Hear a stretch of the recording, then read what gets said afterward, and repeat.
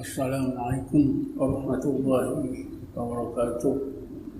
A'udzubillahi minasyaitonir rajim. Bismillahirrahmanirrahim.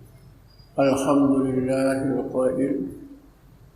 Qul bi fadlillahi wa bi rahmatihi wa bidzalika falyafrahu wa khairum mimma yajma'un. Asyhadu an la ilaha illallah wahdahu la syarika lah wa asyhadu anna Muhammadan abduhu wa rasuluh.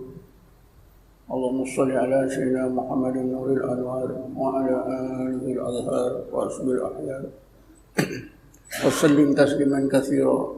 Allahumma nawwir qulubana binuri hidayatika kama nawwartal arda binuri syamsika abadan abada bi rahmatika ya arhamar rahimin. Tuan-tuan dan puan yang dirahmati Allah sekalian, insyaallah kuliah pada pagi ini saya akan terangkan sebuah hikmah daripada kitab Hikam yang disusun oleh Ibnu Athaillah Iskandari yang meninggal dunia tahun 709 Hijrah, berkaitan dengan tanda amalan seseorang mukmin itu diterima oleh Allah Subhanahu wa taala. Ibnu Athaillah menyebutkan man wajada samarata amalihi ajilan fahuwa dalilun ala qabulihi. Sesiapa yang merasai manisnya buah amal ketika di dunia ini, maka itu menandakan amalannya diterima.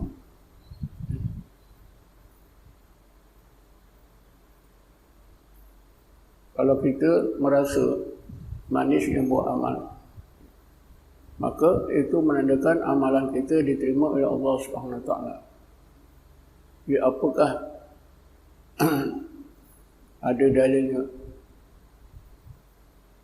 Tadi saya bacakan satu ayat sebagai salah satu dalil. Bismillahirrahmanirrahim. Qul bi fadlillahi wa bi rahmatihi fa bidzalika falyafrahu wa khairum mimma yajma'un. Bila kita berjaya menunaikan sesuatu perintah Allah, contohnya solat fardu,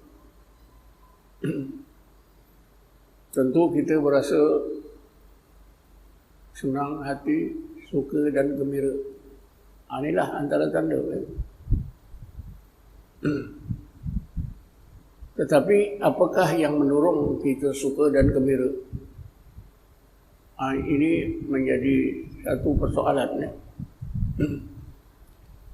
Menurut ayat yang saya bacakan ini, seseorang yang telah berjaya menunaikan apa yang diperintah oleh Allah atau menjauhkan yang dilarang, dia akan berasa suka dan gembira didorong oleh salah satu daripada dua faktor. Faktor yang pertama didorong oleh rasa dia telah berjaya menunaikan perintah Allah. Misalnya solat subuh tadi dia telah kerjakan dan bermakmum pula di masjid, tentulah dia suka. Kalau faktor yang ini, faktor ini kurang baik, karena dianggap kurang beradab terhadap Allah Subhanahu Wa Taala.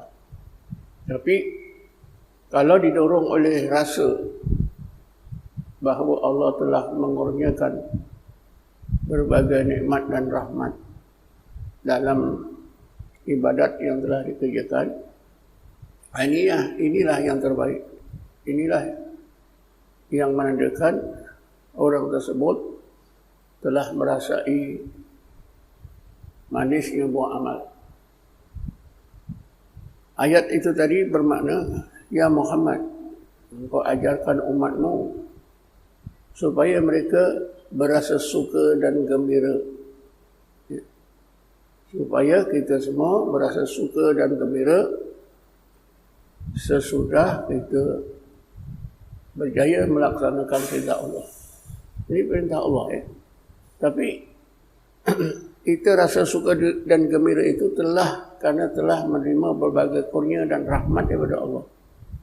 Ibadat kita itu adalah merupakan kurniaan dan rahmat daripada Allah semata-mata.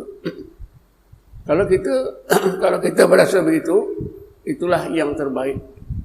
Berbanding dengan mimma yajma'un, berbanding dengan kesedaran bahawa dia telah berjaya melakukan sesuatu ibadat. Begini tuan-tuan ya. Kalau kita diberi hadiah oleh seseorang, tentulah kita suka.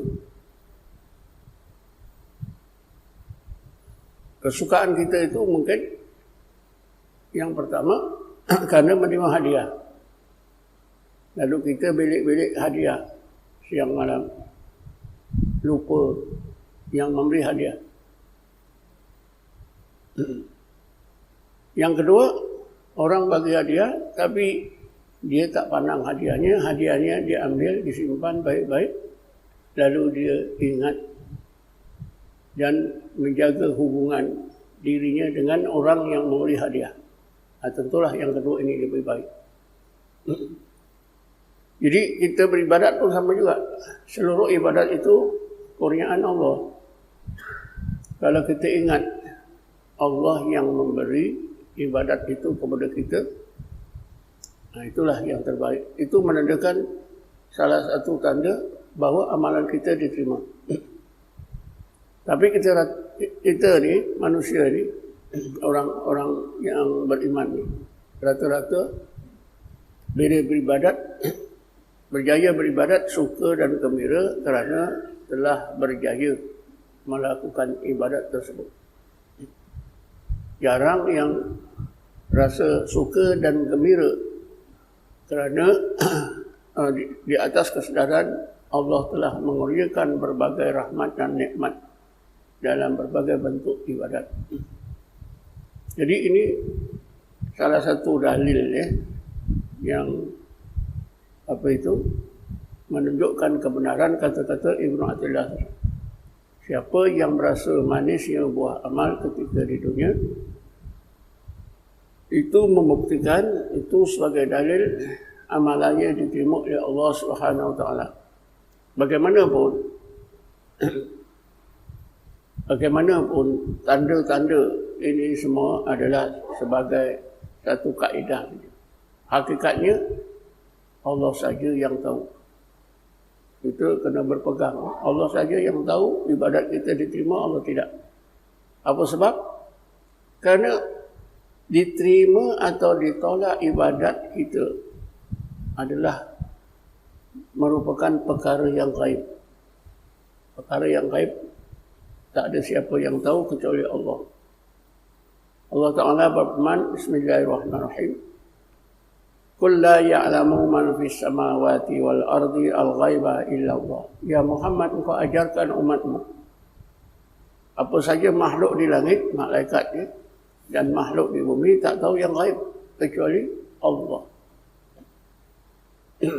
Tapi oleh kerana ada dalil-dalil daripada Quran, maka bolehlah kita guna. Tapi hakikatnya Allah saja yang tahu. Yang kedua, tuan-tuan,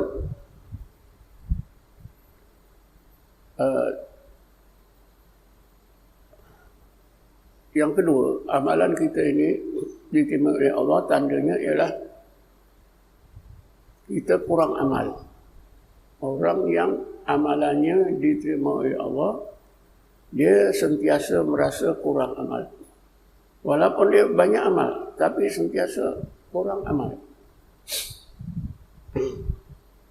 Allah Ta'ala berfirman, Bismillahirrahmanirrahim.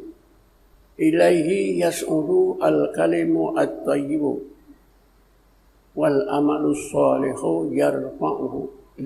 Saya lupa ayat berapa dari surah apa. Jadi ayat ni betul ya. Ilaihi yas'udu al-kalimu at-tayyibu wal amalu as-salihu yarfa'uhu. Maksudnya akan sampai kepada Allah sebutan la ilaha illallah yang diucapkan oleh seseorang. Jadi maksud apa? Ilahi yasulu al-kalimu at-tayyibu. Al-kalimu at-tayyibu itu ialah ucapan la ilaha illallah. Jadi bila kita mengucap la ilaha illallah terus sampai kepada Allah. Ilahi yasulu al-kalimu at-tayyibu. Sebab itulah Rasulullah bersabda, afdhalul zikri la ilaha illallah. Kerana bila kita sebut la ilaha illallah terus sampai kepada Allah. Dan ini diterangkan oleh Allah juga, ditegaskan lagi oleh Allah dalam surah Ibrahim ayat 24-25. Bismillahirrahmanirrahim. Alam tara kaifa daraballahu kalimatan thayyibatan kasyajaratin thayyibatin asluha sabitun wa far'uha fis sama' tu'ti ukuluha kulla hinin biidni rabbiha yadribullahu al-amthala lin-nasi la'allahum yatadhakkarun. Ini ayat 24-25 surah Ibrahim yang menjelaskan bahawa sebutan la ilaha illallah itu sangat hebat, amalan yang sangat hebat. Kerana dinyatakan dalam ayat ini ibarat sepohon pokok yang begitu hebat, akarnya teguh di bumi, dahan-dahannya sampai ke langit. Maknanya bila kita sebut la ilaha illallah, lahir daripada hati kita terus sampai kepada Allah. Inilah maksud ilaihi yas'udu al-kalimu at-tayyibu. Kepada Allah sampai kalimah la ilaha illallah apabila disebut oleh seseorang yang beriman.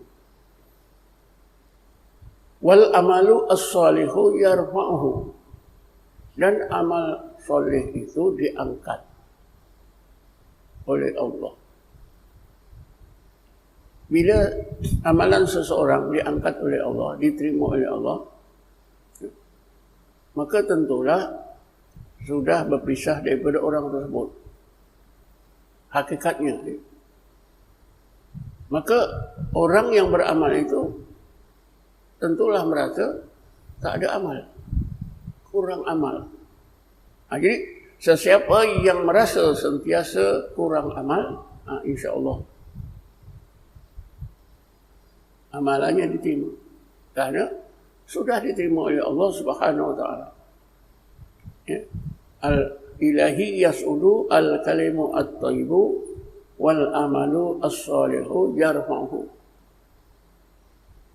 Rasulullah SAW tuan-tuan sentiasa merasa seperti yang disebut oleh Allah. Sebab itulah Rasulullah tak jemu, tak penat, tak lelah beribadat. Terutamanya solat. Kerana apa? Kerana merasa kurang amal. Orang yang tak beramal rasa sudah cukup amal. Sebab itu tak peduli untuk beramal. Jadi betul lah. Ini tanda yang kedua.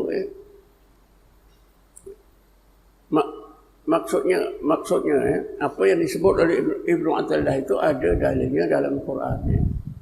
Satu-satu fakta, kalau ada dalil dalam Quran barulah betul. Kalau tidak, tak boleh dipakai.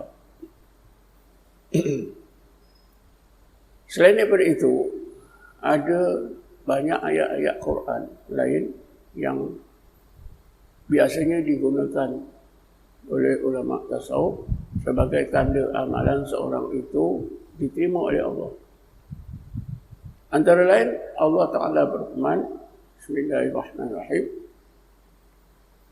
Alladzina yufuna bi ahdillahi wa la yanquduna al-mitsaq.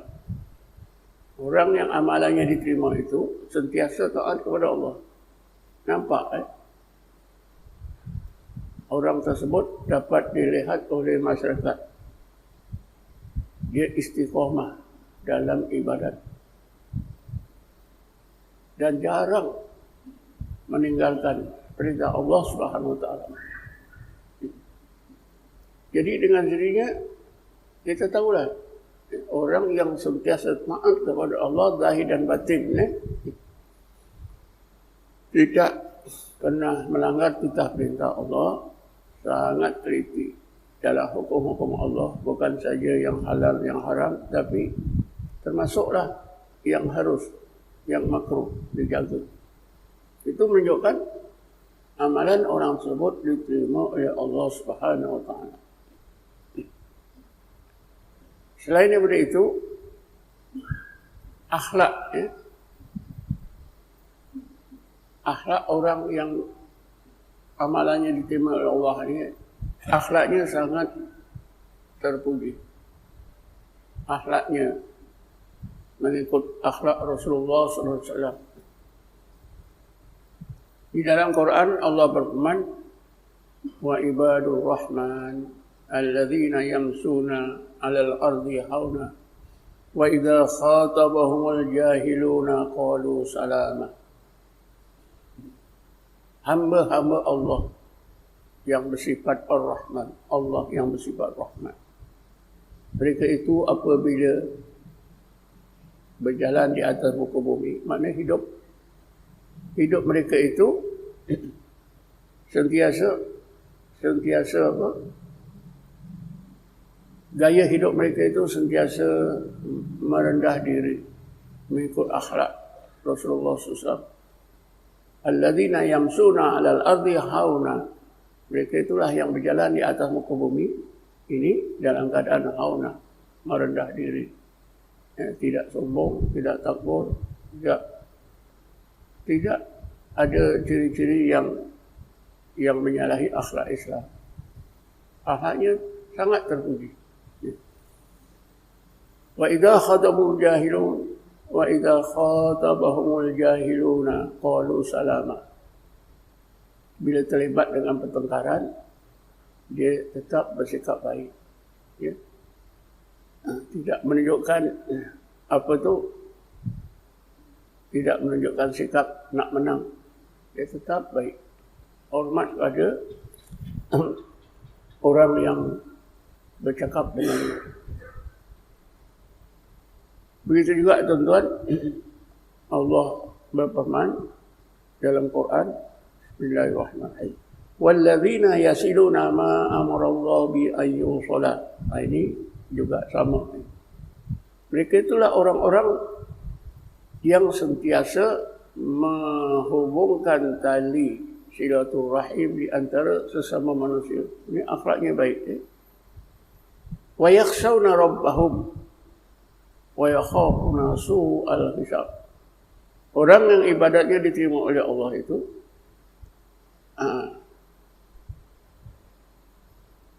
kelihatan takut kepada Allah Subhanahu wa taala. Wa yakhshawna rabbahum. Takut kepada Allah. Orang yang beriman itu tuan, majoritinya takut siksa. Takut siksa Allah. Boleh, ya, tapi kurang baik. Karena kita dihadapkan oleh Allah dalam Quran supaya kita takut kepada nerakanya, siksanya. Tapi kurang baik. Ya. Yang terbaik apa? Takut terhadap kebesaran Allah. Rasulullah pernah bersabda, Ana a'rafkum billah wa asuddakum khawfan minhu. Aku adalah orang yang paling kenal Allah di kalangan kamu.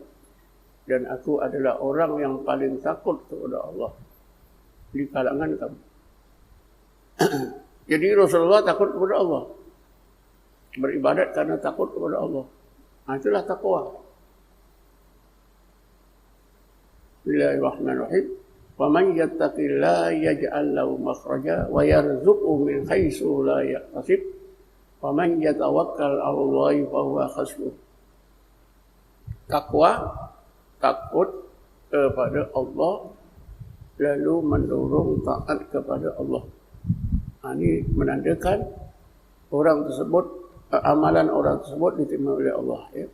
Kerana bila beribadat kerana takutkan kepada Allah, akan diikuti tawakal. Siapa yang taat kepada Allah kerana takut kepada Allah, maka dengan sendirinya Allah limpahkan, berikan kepada orang tersebut sifat tawakal. Di dalam Quran ya, bila takwa tawakal ni selalunya tidak dipisahkan. Kenapa tidak dipisahkan? Karena takwa, takut kepada Allah itu, hati orang tersebut memandang sifat-sifat keagungan Allah. Atau dalam istilahnya, sifat-sifat uluhiyah Allah. Ya. Sifat-sifat keagungannya. Ya. Seperti sifat azim, khaliq, jabbar, mutakabbir. Itu sifat-sifat yang merujuk kepada sifat-sifat keagungan. Jadi seseorang mukmin bila ingat keagungan Allah, dia takut kepada keagungan. Itulah yang mendorong dia takwa, mendorong dia taat. Tetapi bila dah taat, dia akan tawakal. Tawakal ini didorong oleh kesedaran orang tersebut terhadap kesempurnaan sifat-sifat Allah. Sifat-sifat rububiyah. Sebenarnya kita ada dua tauhid yang penting. Apa dia? Tauhid uluhiyah dan tauhid rububiyah. Bila saya sebut tauhid uluhiyah rububiyah ini bukanlah tauhid uluhiyah rububiyah yang diajarkan dalam pahaman Bahawi, bukan. Kalau tuan-tuan baca Quran, cuba telitikan kalimah Allah. Allah ni, kalimah Allah itu ialah ismul zatil aliyah. Ismul zat, nama bagi zat. Kadang-kadang disebut sebagai ismul a'zam, nama yang paling agung, Allah. Kalau tuan-tuan telitikan ketika baca Quran, kalimah Allah itu selalu didekatkan dengan dua sifatnya. Dua sifatnya ini, yang pertama ilahun, yang kedua rabbuh. Allahu la ilaha illa hu, Allahu la ilaha illa huwa, alaihi tawakkaltu wa huwa rabbul arsyil azim. Setelah ilah disebut rabb. Dalam Quran ada ulama yang telah membuat kiraan. Allah mendekatkan namanya Allah itu dengan dua sifat ni tak kurang daripada 1000 kali. Ya. Tak kurang daripada 1000 kali dalam Quran. Ini membuktikan bahawa dua sifat Allah, ilahun dan rabbun, itu sangat penting. Sifat-sifat keagungannya disebut uluhiyah, sifat-sifat uluhiyah. Dan kadang-kadang disebut sifat-sifat jalal. Jalal itu keagungan, kehebatan. Adapun rabbun, ini menimbulkan sifat-sifat rububiyah. Sifat-sifat kesempurnaan Allah. Seperti Ar-Rahman, Ar-Rahim, Al-Wadud, Al-Hadim, Al-Wasi' dan sebagainya. Yang menunjukkan kasih sayang Allah Subhanahu wa ta'ala terhadap makhluknya, yang menunjukkan kesempurnaan urusan Allah dalam mengatur apa juga apa yang berlaku di dunia ini, alam semesta. Jadi bila seorang itu ingat keagungannya, timbullah rasa takut dalam hati, itulah yang mendorong dia taat. Sesudah taat, dia memandang rububiyah Allah, lalu tawakal. Semakin banyak ibadat, semakin kuat tawakalnya kepada Allah. Karena Nabi tadi bersabda, ana a'rafukum billah, aku adalah orang yang paling kenal Allah di kalangan kamu.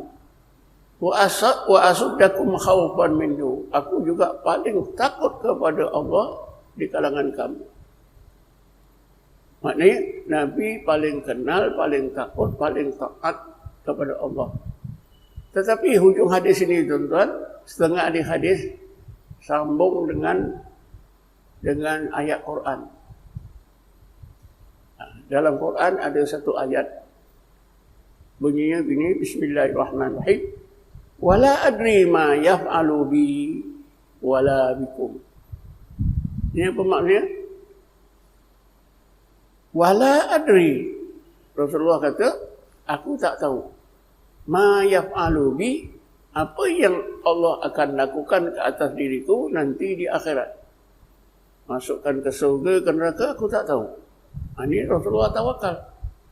Dia tak bergantung pada amalannya. Ya? Wala bikum. Aku juga tak tahu macam mana nasib kamu di akhirat. Walaupun kamu umatku yang beriman, yang beramal. Jadi dua tauhid ini tak boleh dipisah, tuan-tuan. Tauhid uluhiyah, tauhid rububiyah. Bila kita merasakan keagungan Allah, timbul rasa takut, itulah yang mendorong kita taat. Itulah namakan takwa. Tetapi serentak dengan itu, kita wajib ingat sifat rububiyah Allah, kesempurnaan rahmatnya, nikmatnya, urusannya. Jadi kita tetap bergantung pada rahmatnya, tidak bergantung pada amalan kita. Jadi kalau sebaliknya, seseorang itu bergantung pada amalannya, amalannya lah menjadi satu-satu tiket untuk masuk ke surga. Ini orang ini tidak bertawakal, menyalahi tauhid rububiyah. Karena Rasulullah sentiasa tawakal, bergantung pada urusan Allah, kehendak Allah yang sempurna. Karena itu maka Rasulullah, amalan Rasulullah, pahala yang Allah bagi semakin banyak, semakin berganda-ganda. Katalah kita buat solat subuh tadi, kemudian kita tidak memandang solat kita, kita tetap memandang rahmat Allah, kita tawakal. Maka ganjaran solat subuh itu lebih baik, lebih banyak berbanding dengan seorang lain yang melakukan solat subuh, dia bergantung pada solatnya, memandang solatnya. Jadi dengan ini kita dapat tahu satu tanda yang lain, amalan seorang itu diterima oleh Allah Subhanahu Wa Taala ialah dia beribadat karena takutkan Allah dan tawakal kepada Allah Subhanahu Wa Taala. Wa man yattaqillaha yaj'al lahu makhraja wa yarzuqhu min haitsu la yahtasib. Wa man yatawakkal 'ala Allah fa huwa hasbuh. Tanda yang lain, tuan-tuan, orang yang amalannya diterima oleh Allah ni sentiasa bimbang, hatinya bimbang. Apa yang dibimbangkan? Kalau buku kiraan amal, buku kiraan amal, buku amalannya di akhirat nanti buruk. Wa yakhshawna rabbahum wa yakhafuna su'al hisab. Wa yakhafuna, mereka itu sentiasa bimbang, sentiasa takut. Terhadap apa? Su'al hisab, buruknya timbangan amal di akhirat nanti. Karena di akhirat nanti, tuan-tuan, bila kita dibangkitkan oleh Allah daripada kubur, buku amalan kita sudah ada di tangan kita. Kalau amalannya itu baik, Yang banyak kebaikan di sebelah kanan. Kalau seorang itu jahat, amalannya jahat lebih banyak daripada yang baik, maka di tangan kiri. Dengan sendiri. Tak boleh nak dipindah. Jadi, orang yang amalannya diterima oleh Allah, dia sentiasa bimbang. Makin tak bimbang, takut kalau apa itu timbangan amalannya nanti buruk. Banyak dosanya daripada kebaikannya. Selain daripada itu, tuan-tuan, orang yang amalannya diterima oleh Allah ni sifatnya sabar. Bersifat sabar. Walladzina sabaru ibtigha'a wajhi rabbihim. Sabar kerana Allah. Sabar banyak sabar, banyak jenis sabar. Kalau seorang pekerja yang takut pada tuannya, pada bosnya, pun sabar juga. Tapi sabar yang dikehendaki ialah sabar kerana Allah. Kerana Allah dan keredaannya. Walladzina sabaru ibtigha'a wajhi rabbihim. Seperti kesabaran Rasulullah. Seperti kesabaran para sahabat. Mereka sabar didorong oleh apa? Karena Allah dan keredaan Allah. Mencari Allah dan keredaan Allah subhanahu wa ta'ala. Hanya orang yang kenal Allah, dia akan sabar karena Allah. Kalau tidak, dia sabar karena sesuatu yang lain. Sebab itu di dalam Quran, orang yang sabar itu disebut ya. Wabashiris sabirin alladzina idza asabatuhum musibatun qalu inna lillahi wa inna ilaihi raji'un. Inna lillahi wa inna ilaihi raji'un. Ini kata-kata orang yang sabar sebenarnya. Ini ayat ini merujuk kepada tauhid uluhiyah, tauhid rububiyah. Inna lillah. Sesungguhnya kami ini hamba Allah. Bila kita mengaku seorang hamba, kita memandang uluhiyah Allah, keagungan Allah.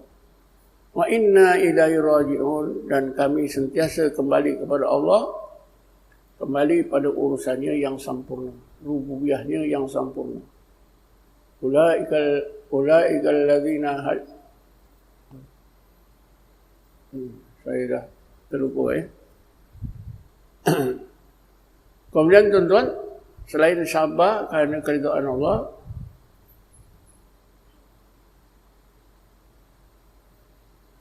wa yadra'una bil hasanati as-sayyi'atah. Kita nampak orang yang amalannya diterima itu kalau sekiranya didengki orang, ya, orang buat jahat pada dia, dia tetap balas baik. Wa yadra'una bil hasanati, membalas dengan kebaikan as-sayyi'atah, keburukan orang. Kalau kita nampak mana-mana individu, orang dengki dia, dia tetap buat baik pada orang tersebut. Itu menandakan amalannya diterima. Sebab Allah sendiri sebut begitu. Akhir sekali tuan-tuan, kalau menurut Quran, amalan yang diterima oleh Allah ialah amalan orang-orang mukmin yang mencapai taraf hamba Allah. Dan mereka inilah orang-orang yang mendapat hidayat sebenar-benarnya dari Allah, dan mereka ini juga dikenali dengan golongan ulul albab. Bismillahirrahmanirrahim. Wa basyiril ibad. Tak salah saya ayat 17, ujung ayat 17 surah Az-Zumar. Wa basyiril ibad. Ya Muhammad, engkau sampaikan perkhabaran, berita yang benar daripadaku ya Muhammad. Kau sampaikanlah kepada para hamba-Ku bahawa aku akan masukkan mereka ke dalam jannatul adnin. Para hamba-Ku itu ialah alladzina yastami'una al-qaula fayattabi'una ahsana. Para hamba-Ku itu ialah mereka yang bila mendengar pengajaran Allah, mereka lakukan dengan amalan yang terbaik. Jadi terang siapa yang berjaya dengan kejayaan sebenar dan suka dengan amal ibadatnya ialah golongan hamba-hamba Allah.